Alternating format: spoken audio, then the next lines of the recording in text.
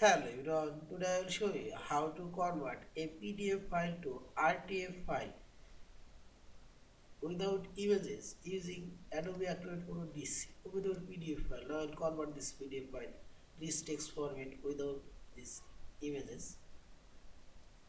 Now select Tools option and select an Export PDF option and select a More Format option. And this text format select and click on this setting option.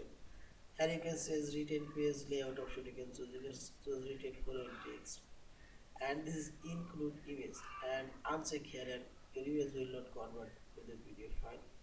And simply select OK and select export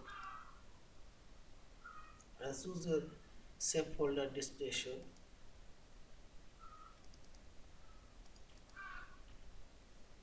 and select save and wait for visual and see this. This text format now created and there is the image showing here. Yeah. Thank you for watching. Please subscribe, like, share and comment.